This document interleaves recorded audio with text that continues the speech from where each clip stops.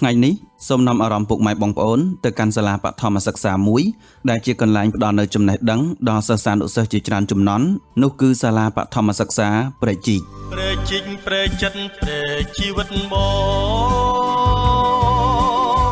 ព្រែកជីករៀមសងជាគូមេត្រីសាលាបឋមសិក្សាព្រែកជីកស្ថិតនៅភូមិព្រែកជីកឃុំសោបស្រុកព្រែកប្រសពខេត្តក្រចេះសាលានេះបានចូលរួមផ្ដល់ចំណេះដឹងដល់សិស្សានុសិស្សតាំងពីឆ្នាំ1979មកម្លេះមកដល់ពេលនេះមានសិស្សខ្លះបានក្លាយជាអ្នករាជការនិងជាអ្នកប្រកបមុខរបរផ្សេងៗហើយសិស្សខ្លះមានប្តីប្រពន្ធខ្លះមានកូនមានចៅហើយសិស្សខ្លះទៀតដែលជាសិស្សជំនាន់ក្រោយកំពុងសិក្សារៀនសូត្របន្ថែមក៏មាននៅពេលដែលឃើញទស្សនវិជ្ជាបែបនេះទំនងជាបានជួយរំលឹកអនុស្សាវរីយ៍ផ្សេងៗដល់សិស្សដែលធ្លាប់សិក្សានៅទីនេះអនុស្សាវរីយ៍ទាំងអស់នោះគឺបានបង្កប់នៅទីធ្លាសាលារៀនដែលជាទីកន្លែងធ្លាប់រត់លេងជុំគ្នានៅដើមឆ័ត្រនិងដើមច័ន្ទគិរីធ្លាប់ជ្រក់ម្លប់ជាពិសេសឃើញថ្នាក់រៀនដែលធ្លាប់រៀនជាមួយលោកគ្រូអ្នកគ្រូតាមរយៈវីដេអូនេះពុកម៉ែបងប្អូនក៏បានឃើញដែរថាអគារសិក្សាមួយខ្នង3បន្ទប់ដែលជាអគារចាស់សាងសង់តាំងពីឆ្នាំ1996មកម្លេះ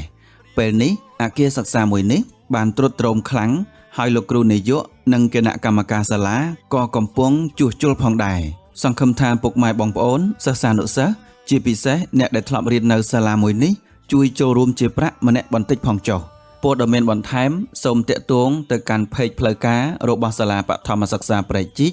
ឬតាមរយៈលេខទូរស័ព្ទរបស់លោកគ្រូប្រាក់ប្រហោះនាយកសាលាបឋមសិក្សាព្រែកជីកដែលមានដាក់នៅក្នុងវីដេអូនេះតែម្ដងតើពុកម៉ែបងប្អូនណាខ្លះដែលធ្លាប់រៀននៅទីនេះតើមានមតិអ្វីខ្លះចង់ផ្ញើជូនដល់លោកគ្រូអ្នកគ្រូ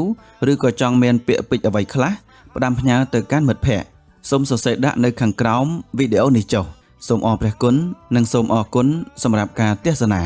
មេឃពិតស្រឡាងបើអូនប្រណីព្រាមដូចបាសីមានគូប្រឡាញ់ព្រែកជីកសូមឈប់អោបងចំបាយបងឈឺម្នាក់ឯងឈឺយូរណាស់ហើយតើដឹងឬនៅពើបងថាចិត្តនេះស្នេហ៍មិនល្អ